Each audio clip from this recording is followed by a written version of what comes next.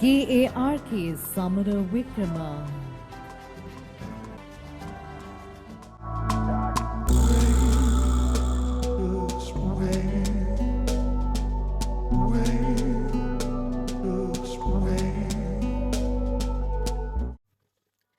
සුබ දවසක් ඔයාලා හැමෝටම. අදත් මම ආව අලුත් වීඩියෝ එකක් එක්ක. මේ වීඩියෝ එකෙන් ඔයාලට බලා ගන්න පුළුවන් මගේ HR ජර්නි එකේ ඩිප්ලෝමා අවෝඩින් සෙරමනි එක දවසේ highlights. ඒත් එක්කම මගෙන් HR සම්බන්ධව අහපු ඔයාලා හැමෝටම මේ වීඩියෝ එකෙන් වැදගත් තොරතුරු ගොඩක් ලබා ගන්න පුළුවන් කියලා මම හිතනවා. ඒ නිසා වීඩියෝ එකත් එක්ක දිගටම රැඳිලා ඉන්න.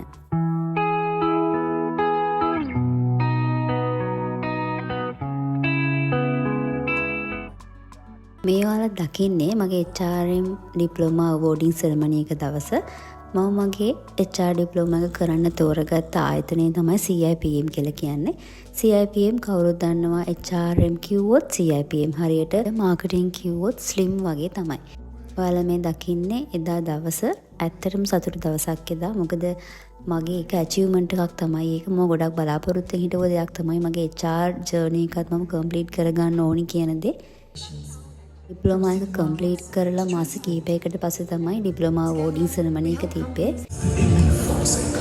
Thus, IPM was geared to elevate the field of personnel management to fulfill A day to remember, recognize, celebrate, and have a wonderful time.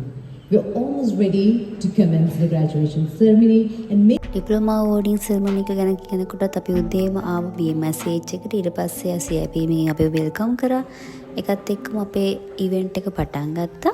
ඒ වෙලාවේ ඔයාලට දකින්න පුළුවන් ඩිරෙක්ටර්ස්ලා, එතකොට මැනේජර්ස්ලා, CIPM වයිස් ප්‍රෙසිඩන්ට් මේ හැමෝගෙම ස්පීචස් ටිකක් මුලින් තිබ්බා. Ladies and gentlemen, please rise for the procession. ළඟට මොටිවේෂනල් ස්පීච් එකකුත් තිබ්බා. ඊළඟට අපේ ඩිප්ලෝමා අවෝඩින් සෙරමනි එක පටන් ගත්තා. එතකොට එදා මමත් එක්ක මගේ ළඟම යාළුවෝ 3 දෙනෙක් හිටියා.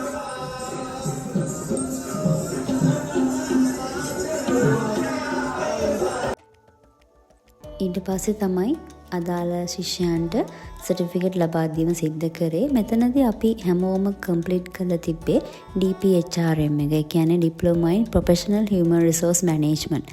chartered level 2 කියන එක. කියන්නේ NVQ level 5 වලට equal එකක්. ඉතින් අපිට ප්‍රොෆෙෂනල් ක්වොලිෆිකේෂන් එකක් විදිහට ගොඩක් වැදගත් ඩිප්ලෝමා එකක් තමයි මේ.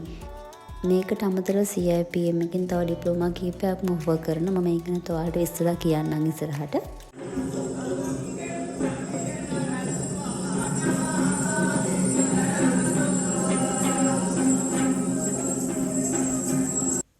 ආයේ ඩිප්ලෝමා අවෝඩින් සෙරමනි එක ගැන කතා කරනවා නම් ඔයාලට දකින්න පුළුවන් හැමෝම සතුටින් ඉන්නේ. එදා හරියටම යුනිවර්සිටි එක කන්වොකේෂන් එකක් හා සමානවම අම්මලා තාත්තලා, ඒ කියන්නේ යාළුවෝ මේ හැමෝම එකතු වෙලා ඒ ඇචීව්මන්ට් එක සෙලිබ්‍රේට් කරා. එතකොට මෙතන ඉන්නවා සිංහල මීඩියම් සහ ඉංග්‍රීසි මීඩියම් කියන දෙකෙන්ම ඩිප්ලෝමා එක කරපු අය.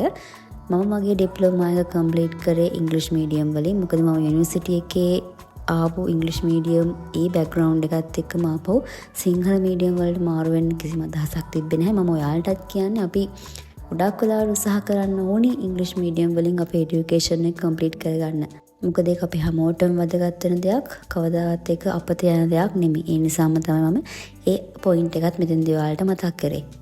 By being yourself to make a difference. As you rightly mentioned, there are many others who have been the first. So being yourself. Good morning everyone. President of CIPM, Mr. Priyanka Ranasinghe. A field that is not just about managing people, but inspiring them, guiding them, and helping them reach their full potential. Ladies and gentlemen, it is indeed a pleasure and a privilege. It's about your life. Imagine a situation that today you are 20 years and your life expectancy is 90 years. Janpati.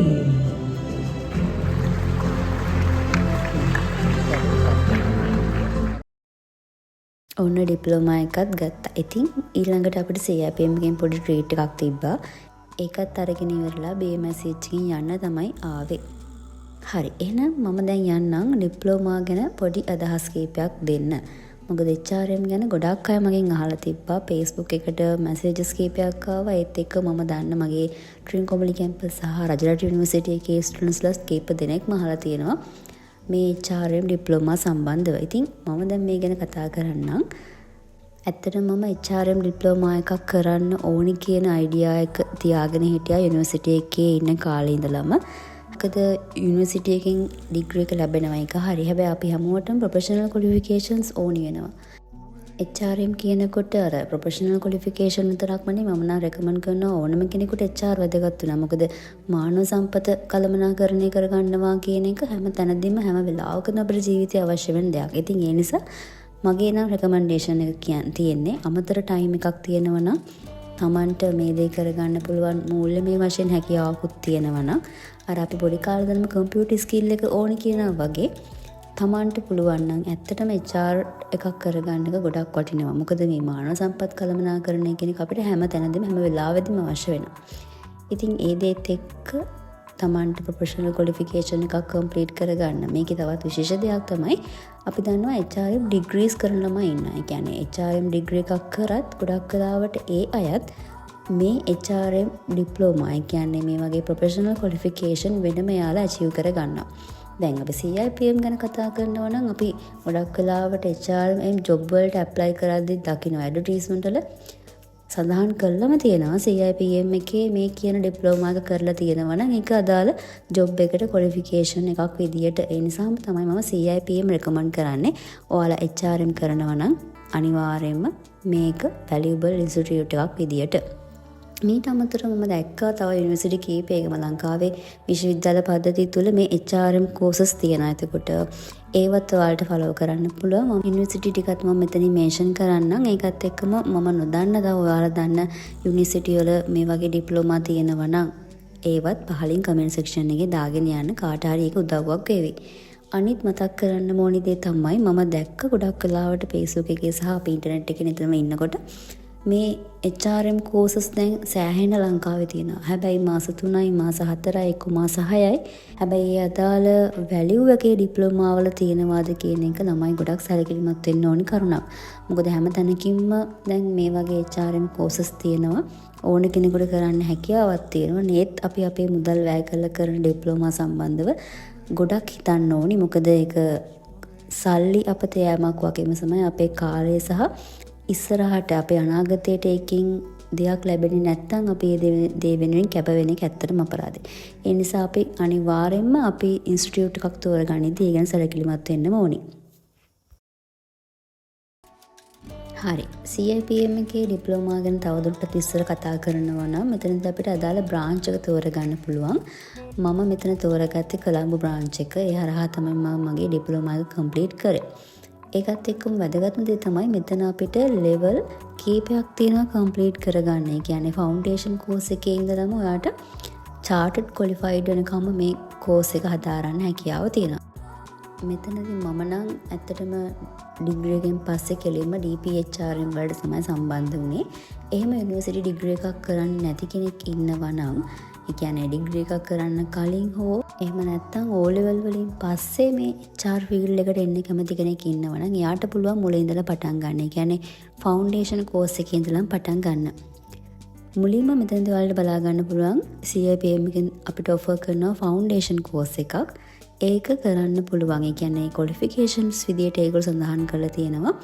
ඔයාට GCE O level 6 passes තියෙනවා නම් ඔයාට මේ foundation course එකට එන්න පුළුවන්. ඒක තමයි FCHRM කියලා එයාලගේ වෙබ්සයිට් එකේ සඳහන් කරලා තියෙන්නේ. ඊළඟ ලෙවල් එක ගැන කතා කරනවා නම් Advanced Certificate in HRM. එතකොට ඔයාගේ O level වලින් පස්සේ HRM ජර්නි එක පටන් ගන්නවා නම් එතනදී ඔයා FCHRM කම්ප්ලීට් කරලා ආවට පස්සේ ඔයාට පුළුවන් කෙලින්ම මේ කියන ACHRM ඩිප්ලෝමා එකට ඇප්ලයි කරන්න.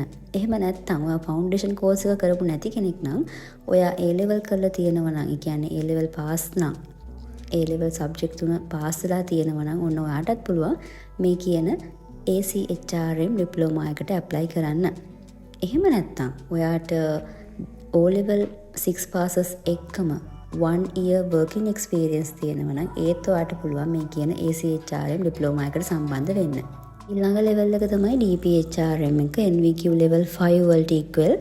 මම ෆලෝ කරේ මෙන්න මේ ඩිප්ලෝමා එක. මෙතනදී ඔයාලට පුළුවන් මුලින් මම කිව්ව ලෙවල් දෙකම කම්ප්ලීට් කරලා ආව කෙනෙක් නම් ඔයා ඊළඟට ඔයාට කෙලින්ම DPHRM වලට සම්බන්ධ වෙන්න පුළුවන්. එහෙම නැත්නම් ඔයා අන්ඩර් ග්‍රැජුවේට් කෙනෙක් නම් ඔයාට පුළුවන් මේ ඩිප්ලෝමා එකට සම්බන්ධ වෙන්න. එහෙම නැත්නම් ඔයා A level පාස් වෙලා අවුරුද්දක එක්සිකියුටිව් එක්ස්පීරියන්ස් එකක් තියෙනවා නම් ඔන්න ඔයාටත් පුළුවන් මේ DPHRM එක ෆලෝ කරන්න. එහෙම නැත්නම් ඔයාට වෙනත් ප්‍රොෆෙෂනල් ක්වොලිෆිකේෂන් එකක් තියෙනවා නම් එහෙම නැත්නම් ඔයාට මැනේජරල් එක්ස්පීරියන්ස් එකක් තියෙනවා නම් එහෙම නැත්නම් GCE O level එකම අවුරුදු 5ක එක්සිකියුටිව් එක්ස්පීරියන්ස් තියෙනවා නම් ඊත් ඔයාට මේ කියන DPHRM එක ෆලෝ කරන්න හැකියාව තියෙනවා. ඊළඟට ඔයාට තියෙන්නේ CIHRM එක. මමත් ඊළඟ මගේ ස්ටෙප් එක තියන්න ඉන්නේ CIHRM වලට. මේකෙදි ඔයා DPHRM කම්ප්ලීට් කරපු කෙනෙක් නම් ඔයාට පුළුවන් CIHRM වලට ඩිරෙක්ට්ම ඇප්ලයි කරන්න. එහෙම නැත්නම් MBA MSc මේ වගේ ඩිග්‍රී එකක් එක්ක ඔයා HRM මොඩියුල් එකත් එක්කම අවුරුද්දක HRM එක්ස්පීරියන්ස් තියෙනවා නම් ඒත් ඔයාට පුළුවන් මේක ඩිරෙක්ට්ම ඇප්ලයි කරන්න. අර කිව්ව කලින් ලෙවල්ස් කම්ප්ලීට් කරන්න අවශ්‍ය වෙන්නේ නැහැ. ඔයාට ඒ විදිහට එක්ස්පීරියන්ස් එකත් එක්කම ඔයාගේ MBA ඕ MSc තියෙනවා නම්. එහෙම නැත්නම් ඔයා HRM ඩිග්‍රී එකක් කරන අන්ඩර් ග්‍රැජුවේට් කෙනෙක් වෙන්න ඕනි. එහෙමත් නැත්නම් ඔයා ග්‍රැජුවේට් කෙනෙක් වෙන්න ඕනි. එතකොට හැබැයි ඔයාට තියෙන්න ඕනි අවුරුදු 2ක HR එක්ස්පීරියන්ස් එකක්. එහෙමනම් ඔයාට පුළුවන් ඩිරෙක්ට්ම ඇප්ලයි කරන්න මේ කියන CIHRM ඩිප්ලෝමා එකට. ඊළඟට ෆයිනල් ලෙවල් එක විදිහට මේකේ තියෙනවා Chartered Qualification in Human Resource Management CQHRM. එතකොට මේක තමයි ගොඩාක් අය ආසාවෙන්ම ඉන්න ලෙවල් එක. එතකොට මෙතනදී ඔයා CIHRM කම්ප්ලීට් කරලා තියෙනවා නම් ඊළඟට ඔයාගේ ලෙවල් එක වෙන්නේ CQHRM. ඉතින් මේ කියන ලෙවල්ස් වලට ඔයාගේ ක්වොලිෆිකේෂන්ස් එක්ක බලලා ඇප්ලයි කරන්න පුළුවන්. මම මේ සඳහන් කරේ අදාළ ඩිප්ලෝමා එකට අවශ්‍ය ඇඩ්මිෂන් ක්වොලිෆිකේෂන් සම්බන්ධව විතරයි. ඉතින් යාළගේ වෙබ්සයිට් එකට ගියාම ඔයාලට බලා ගන්න පුළුවන් මේ අදාළ කෝස් වලට මොන වගේ මොඩියුල්ස්ද කම්ප්ලීට් වෙන්නේ, මොන වගේ මුදලක්ද මේ සඳහා වැය වෙන්නේ. එතකොට අපිට ඒක කොයි වගේ කාල සීමාවක් ඇතුළත කම්ප්ලීට් කරන්න පුළුවන්ද? ඒකත් එක්කම ආපහු මේ කියන කෝසස් පටන් ගන්න මොන කාලයේද කියන එක බලා ගන්න හැකියාව තියෙනවා. ඒත් එක්කම මාර්කියු විශ්වවිද්‍යාල පද්ධතියේත් ගොඩක් HRM කෝසස් තියෙනවා.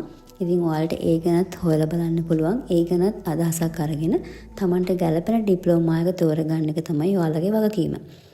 මම හිතනවා මේ වීඩියෝ එක හරහා ඔයාලට HRM සම්බන්ධව ලොකු අයිඩියා එකක් එන්න ඇති. තමන් මොන කෝස් එක කරත් ඒ කියන්නේ HRM වෙන්න පුළුවන්, IT කෝස් එකක් වෙන්න පුළුවන්, ඉංග්‍රීසි කෝස් එකක් වෙන්න පුළුවන්. තමන්ට ගැළපෙන දේ තෝරගන්න. ඒ වගේම තමයි අපි වේදම් කරන මුදලට අපිට ලැබෙන ඩිප්ලෝමා එක එහෙම නැත්නම් සර්ටිෆිකේට් එක සම්බන්ධව ගොඩක් හිතන්න. එතකොට මට තව කියන්න මගේ අරුණ දෙයක් තමයි මගේ මේ ඩිප්ලෝමා එක අවුරුද්දක කාල සීමාවක් ගියා කම්ප්ලීට් කරන්න. මොකද DPHRM අවුරුද්දක් හරියටම ඇත්තටම ලොකු දැනුමක් ගන්න පුළුවන් මේ කෝස් එක හරහා.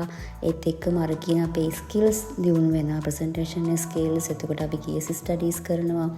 මේ හැමදේම එක්කම ඇත්තටම මගේ ෆීල්ඩ් එක කමියුනිකේෂන් වුණාට මට මේ වෙලාවේ HRM කියන එක මගේ ඉදිරි අනාගතයේ හැම දෙයකටම අවශ්‍ය වෙනවා වගේම මේ දක්වා ආපු ගමනෙත් මේ HRM කියන එක ලොකු දේවල් ගොඩකට මට වැදගත් වුණා.